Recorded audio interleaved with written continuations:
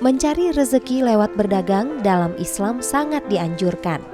Inilah yang menjadi motivasi utama Irfan Umar dalam hidupnya. Ia memilih menjadi seorang pedagang yang menjalankan jual beli yang halal dan tidak merugikan orang lain. Sebelumnya, Irfan pernah bekerja menjadi seorang distributor makanan dan minuman di sebuah perusahaan besar. Ia pun mengakui begitu banyak ketidakjujuran yang dilakukannya dan juga para pekerja lainnya. Batinnya pun memberontak. Ia semakin sadar bahwa perbuatan merugikan perusahaan adalah hal yang tidak baik.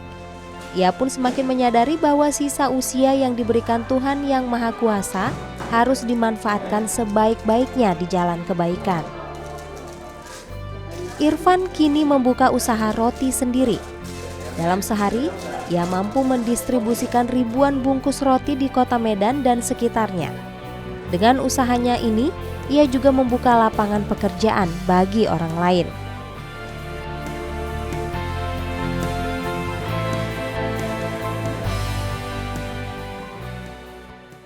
Pemirsa, kecurangan dan ketidakjujuran yang kerap dilakukan dalam bekerja dan berdagang hingga merugikan perusahaan atau pihak lain membuat batinnya memberontak. Setelah insaf, ia kini menularkan semangat usaha syariah agar menjadi mental pedagang ataupun pekerja agar tidak merugikan orang lain. Rezekinya pun semakin mengalir dan ia sudah berhasil mendirikan sebuah masjid yang terus mengingatkannya untuk selalu berbuat kebaikan. Sudah hadir bersama saya Pak Irfan Umar. Assalamualaikum Pak. Waalaikumsalam warahmatullahi wabarakatuh. Apa kabar? Baik, alhamdulillah sehat. Bapak, Ibu. langsung saja saya ajak Bapak untuk Ibu. kembali ke masa lalu. Maaf nih sedikit mengungkit masa lalu Pak. Boleh berbagi pengalaman? Boleh Bu, boleh. Ketika ini belak-belakan saja ya Pak ya, ketika melakukan adanya. Kecurangan ataupun ketidakjujuran di tempat bekerja dulu, apa yang dilakukan Pak? Saya batin ini dengan sendirinya memberontak gitu loh. Memberontak dalam arti hal kok ada seperti yang bilang itu tidak baik, itu jangan dilakukan karena itu merugikan banyak orang. Dalam arti hal banyak orang, kalau perusahaan itu punya owner, punya pemegang saham, itu kan semua dirugikan.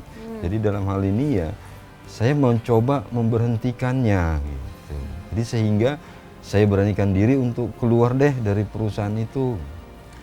Contoh ketidakjujurannya seperti apa Pak? Ketidakjujurannya ya seperti kalau seandainya perusahaan menginstruksi saya itu membeli sesuatu barang, dalam hal itu di situ nanti ada markup-nya, ada kerjasama dengan si supplier. Seperti itu. Jadi yang diuntungkan saya dan supplier, perusahaannya yang dirugikan. Hal-hal demikian yang juga setelah saya konsultasi atau diskusi dengan keluarga, mereka juga menolak saya untuk melakukan hal seperti itu. Oke, Pak, apa yang membuat Bapak kemudian insaf dan wah ini tidak bisa dilanjutkan lagi, tidak baik seperti ini? Membuat saya insaf itu ya dari pekerjaan saya. Terus dulu saya bekerja di suatu perusahaan minuman. Minuman itu alkohol. Kalau kita bilang itu bir gitu Bu. Jadi di situ banyak sekali yang saya rugikan.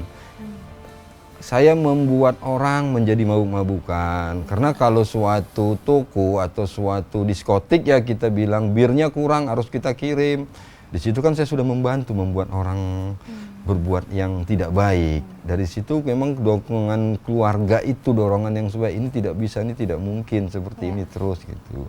Sampai anak saya besar, seperti juga anak saya juga selalu mengingatkan pekerjaan itu sangat tidak baik. Seperti itu. Lalu kemudian wah ini. Ya kemudian ya saya beranikan diri. Udah saya putuskan untuk berhenti walaupun saya tidak ada pekerjaan, tapi saya yakin Allah itu pasti memberi umatnya kalau dia mau berusaha. Alhamdulillah ya saat ini saya dikasih jalan-jalan keluarnya untuk menafkahi keluarga, untuk membantu sama umat muslim. Usaha roti dan juga distribusi produk makanan dan minuman Irfan membuka lapangan pekerjaan bagi orang lain. Khususnya bagi para mantan warga binaan lapas dan rutan yang sulit mendapatkan pekerjaan karena stigma negatif di masyarakat. Pak, kemudian Bapak diberi jalan rezeki oleh Yang Maha Kuasa dan sekarang punya usaha sendiri. Iya, Bagaimana kemajuan ataupun perkembangan dari usaha Bapak? Alhamdulillah usaha saya terus ya mengalami kemajuan. Dengan banyaknya produksi-produksi yang saya lakukan. Alhamdulillah sekarang sih dengan secara Islam, secara ikut di jalan Allah, ya jalan itu terbuka gitu. Ya, ini membuka usaha pabrik roti ya Pak? Saat ini emang saya ada buka usaha pabrik roti. Seperti dan ada usaha yang namanya barang-barang frozen food itu saya buat. Frozen food itu untuk membantu orang juga. Jadi kalau seandainya saya cari ada acara-acara di mana saya cari orang untuk bekerja, saya gaji dia seperti itu. Oke. Hasilnya kita bagi ke mereka. Iya, itu prinsip syariahnya begitu ya Pak. Iya. Ada berapa orang yang sekarang sudah bekerja dengan Bapak? Kalau kita total orangnya itu ada sekitar 16 orang Ibu. Masih kecil 16 orang yang bekerja sama kita. Oke, berarti mereka ini juga ekonomi keluarganya cukup terbantu ya Pak ya? Ekonomiku benar dan kita ambil yang biasanya itu yang baru-baru pintar gitu ya, maksudnya bukan dari perusahaan yang sudah profesional kerja, enggak. Kita lebih suka mendidik dari yang belum tahu menjadi tahu. Nah, sistem penjualan dan kemudian kerjasama yang bagaimana yang Bapak terapkan dalam berbisnis? Kalau sistem kerjasamanya yang saya terapkan di sini, tetap si pengelolanya saya lebih besar pendapatannya daripada saya. Dalam arti hal seperti ini, kalau seandainya hasilnya dari total usaha itu sudah dipotong dari pengeluaran segala hal, termasuk roti BS, itu saya juga yang nanggung, saya yang nanggung barang sisa. Terus dari hasilnya itu 70% buat dia, 30% buat saya. Dan untuk memulai usaha, dia tanpa modal kita usahakan. Jadi dia orang yang mau berusaha yang kita ajak, dia nggak perlu modal, tapi hanya perlu kejujuran sama semangat. Kejujuran dan semangat berbisnis, tapi yang halal ya Pak yang ya? halal, yang dalam arti hal yang ikut syariah untuk Islam lah. Kalau modal biasanya kita support semua. Kita berikan semua dan hasilnya juga dia lebih besar daripada kita. 70%. 70%. Baik Pak, nanti kita lanjut lagi obrolannya di segmen berikutnya. Pemirsa, seperti apa kegiatan usaha dari pabrik roti ya milik Pak Umar ini? Berikut cuplikannya.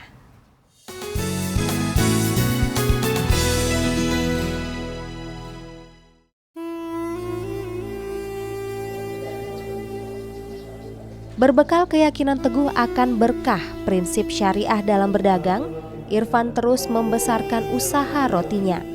Dari keuntungan usahanya, bersama dengan masyarakat ia pun mendirikan sebuah masjid yang diberi nama Al-Istiqomah di dekat rumahnya di kawasan Tanah 600, Medan Marelan.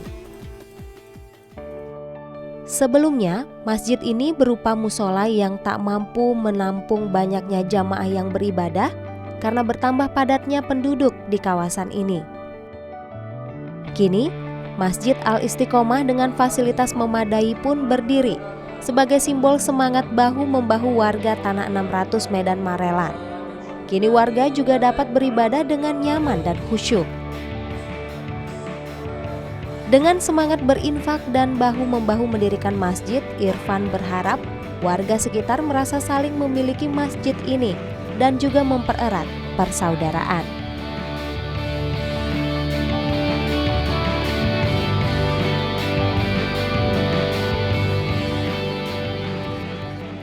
Pak Irfan hanya mengambil keuntungan 30%, lebih sedikit. Padahal kan Pak, prinsip ekonomi itu adalah mendapatkan keuntungan yang sebanyak-banyaknya dengan modal yang seminim-minimnya, begitu Pak.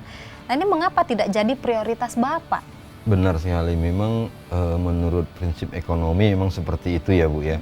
Tapi kalau prinsipnya, mungkin prinsipnya Allah ya atau saya dalam umat Islam yang saya sudah banyak tanya nih ya ke guru-guru ya, seperti itu. Jadi 30% itu lebih mulia daripada ngambil yang 70%. Karena 30% itu bisa mendatangkan menjadi 1000%. Kalau yang si menjalankan usaha kita itu bahagia, tentram, damai, pasti hasilnya lebih baik. Berarti sebelum memulai usaha berbasis prinsip-prinsip ekonomi syariah ini, Bapak ada konsultasi kepada siapa aja, Pak? Saya sih nanya ke guru-guru agama deh. Bu, saya nanya beberapa, saya jelaskan dalam hukum Islamnya gimana ya kalau kita ada kerjasama dengan usaha. Seperti itu, kerjasama usaha. Yang penting dia bilang si menjalankan usaha itu harus yang pertama itu dia enak ya, dalam artian menjalankannya usaha enak, tanpa beban. Terus keuntungannya itu karena dia yang menjalankan, dia harus lebih besar daripada kita. Dan kita harus ikhlas dalam hal ini. Dan untuk semua masalah, untuk biaya operasional, biaya ini, itu ditanggung bersama. Tapi ya alhamdulillah setelah saya jalankan dengan sistem seperti ini, ya bulan pertama itu kita tidak ada yang mengatakan sampai hari ini, alhamdulillah tidak pernah mengatakan rugi. Tapi alhamdulillah ya untung aja yang untung ada aja. dengan seperti tidak pernah itu. Merugi. Tidak pernah rugi, walaupun untungnya 500.000, kan untung itu Ibu ya. Iya. Seperti itu, alhamdulillah dengan sistem seperti itu saya jalankan seperti itu Bu. Jadi bulan pertama saya serahkan kepada orang yang menjalankan usaha yang kita join partner, itu bulan pertama kita sudah untung. Alhamdulillah. Alhamdulillah dengan sistem yang bagi hasil seperti ini. Menarik sekali ya pemirsa, kalau kita berbuat kebaikan, maka yang datang juga banyak berkah kebaikannya Pak Irfan. Tidak hanya menggalakkan kegiatan keagamaan seperti subuh berjamaah di masjid, Irfan yang selalu didukung oleh sang istri juga membuat gerakan bagi-bagi roti di Masjid Istiqomah dan juga masjid lainnya. Pak Irfan, dari tabungan Bapak mendirikan alhamdulillah sebuah masjid yang berada lokasinya itu di dekat rumah tempat tinggal Bapak ya. Yang tadinya itu adalah sebuah musola kecil. Kenapa rela menguras tabungan gitu? Tidak berkeberatan dari pihak keluarga, istri Bapak? Ya sebelumnya saya juga sudah diskusi atau bertanya dulu kepada istri ya Bu ya dan anak gitu ya. Yang saya ceritakan mereka, masyarakat di lingkungan kita ini semakin hari pasti semakin banyak. Dan lihat dari kondisi musolanya ini tidak memungkinkan. Jadi pada saat itu alhamdulillah saya ketemu dengan BKM-nya yang namanya Pak Suldianto. Dia bilang mengatakan memang ada rencana untuk memugar dari musola menjadi masjid, melihat masyarakatnya sini sudah banyak. Saya hanya mengatakan langsung buatkan saja gitu ya. Saya juga rezeki itu rumah Allah mau dibangun pasti ada ya Bu ya.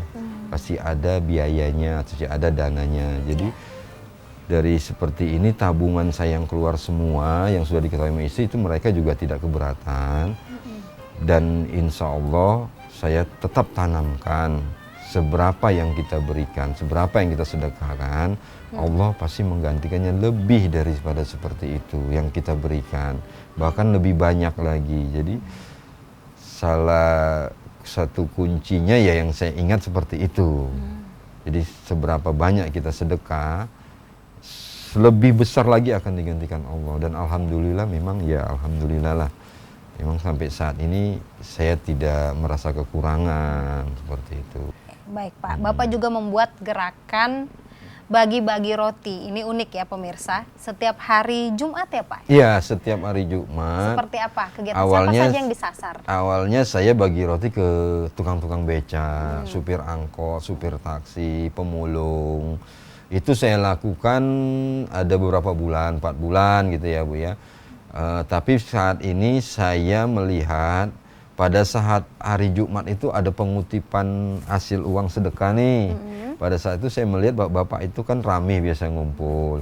Disitulah momennya saya ambil, mereka kan pasti belum makan siang di situ. Jadi pada saat itu saya bagikan ke masjid-masjid yang seperti itu. Jadi saya kasih berapa bungkus, sana 50, sini ke setiap masjid yang bisa saya berikan, Bu. Itu di sekitar rumah Bapak atau di sekitar rumah saya, di tempat lain, juga kita, ya. Bapak juga memberikan pelatihan pemasaran dan usaha bagi warga binaan di rumah tahanan. Ini menarik sekali pemirsa. Nah, kenapa mereka ini juga tidak luput dari perhatian Bapak? Mengapa mereka juga menjadi sasaran? Awalnya saya ketemu dengan pendiri Yayasan Inspirasi Bangsa, itu Bapak Wanda. Bapak Wanda mengajak saya sih, jadi mengajak saya untuk bersedekah ke panti-panti asuhan atau ke lapas-lapas, gitu kan. Jadi di sini ada juga pemikiran saya, tercetus pemikiran saya, kalau hanya sedekah aja kan sementara. Jadi saya pikir gimana Wan, kalau Pak Wanda kita buat yang bermanfaat untuk masa depan mereka dan untuk seterusnya, bahkan bisa untuk ke keluarga mereka. Jadi saya bilang gimana kalau kita buat pelatihan itu orang yang menjadi sales. Kenapa kita ambil sales? Karena kalau saya yang saat ini terus hidup di bidang sales, orang sales itu tidak ada yang pengangguran. Orang sales itu kalau sudah bisa menjual, produk apapun bisa dijual dan bisa menjadikan rupiah dan keuntungan bagi dia. Inilah motivasi saya, bagaimana nanti anak-anak lapas yang sudah keluar yang tidak ada tujuannya bisa menjadi sales. Dan bisa mereka jadinya berusaha sendiri, tanpa nanti tergantung daripada orang lain lagi. Itu yang saya maukan. Ya. Wah, ini menarik sekali pemirsa, tapi Pak ditahan dulu, nanti kita lanjut lagi obrolannya di segmen berikutnya. Pemirsa, seperti apa sosok Pak Irfan Umar di mata keluarga dan para pekerjanya? Yuk kita lihat.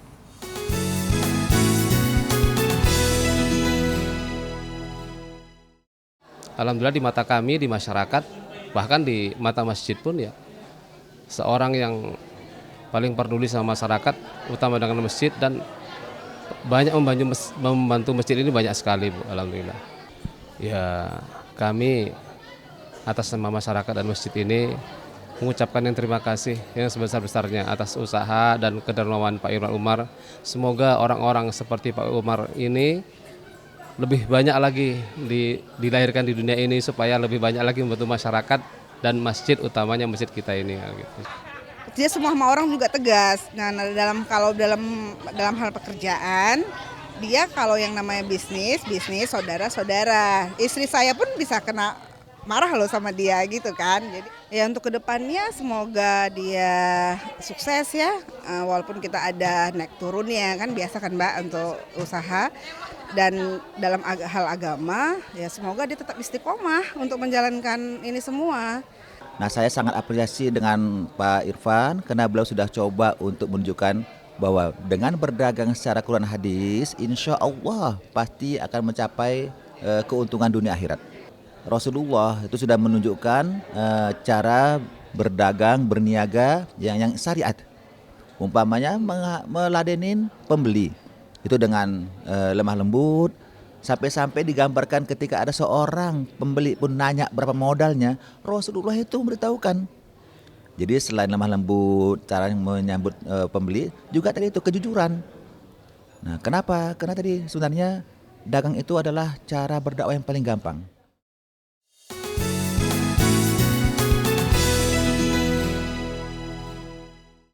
Pak Irfan susah tidak mengajarkan prinsip-prinsip kejujuran, kemudian tidak merugikan orang lain gini kepada para pekerja. Wah, itu benar-benar susah, benar-benar susah.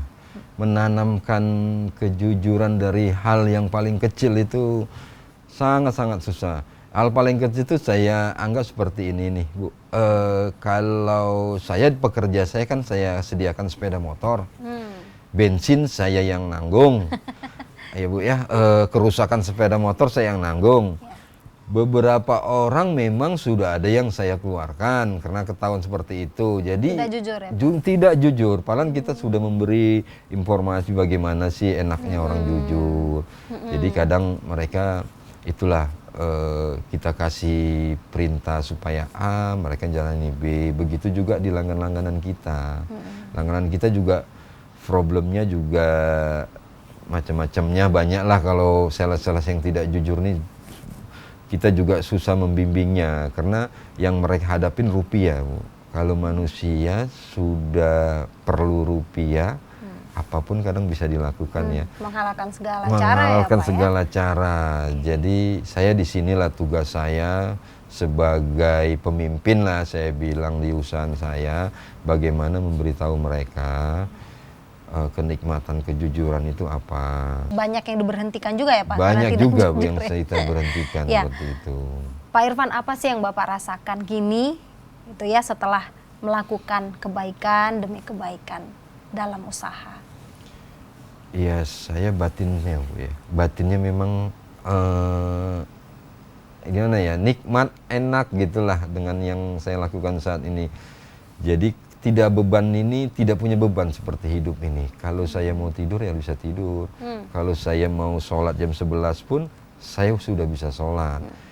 Saya tidak memikirkan yang pegawainya, yang ini seperti ini, tidak memikirkan lagi, Bu. Ya, terakhir nih Pak Irfan, apa cita-cita seorang Irfan Umar gitu ya untuk yang ingin diwujudkan di masa yang mendatang, Pak? Cita-cita saya hanya mau membuat orang Muslim atau pegawai-pegawai saya itu semua menjadi pengusaha yang mengikuti dalam syariah Islam dan tidak tergantung kepada orang. Saya bercita-cita seperti itu, Bu. Mau membuat mereka jadi pengusaha semua seperti saya.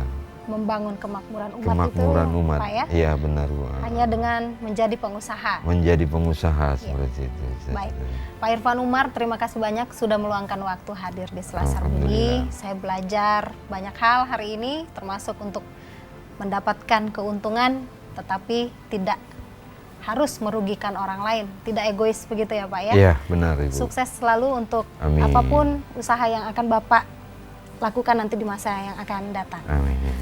Pemirsa, mendapatkan keuntungan sebanyak-banyaknya adalah cita-cita pedagang atau pengusaha.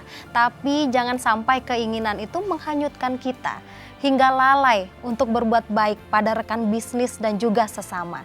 Semoga kisah Pak Irfan Umar ini dapat menjadi inspirasi kita untuk tetap menjaga akhlak mulia di setiap sendi kehidupan, termasuk dalam berdagang ataupun berniaga. Saya Rahma Mandasari undur diri, semoga apa yang kita perbincangkan hari ini bermanfaat. Jangan lupa untuk terus saksikan Selasar Budi dan tebarkan selalu nilai kebaikan di setiap lini kehidupan. Sampai jumpa.